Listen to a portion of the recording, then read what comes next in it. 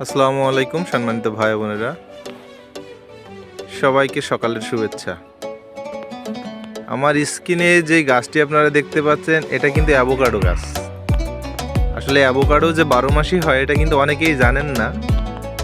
তো যে কোনো ভাবে আমরা আল্লাহর রহমতে এই গাছটি আমরা ম্যানেজ করতে সক্ষম হয়েছি এবং আমাদের জানা মতে এই অ্যাভোকাডোটি 12 মাসই অ্যাভোকাডো এবং কি পরিমাণ ফুল এসেছে দেখেন, প্রত্যেকটা ডগায় মুকুল আছে।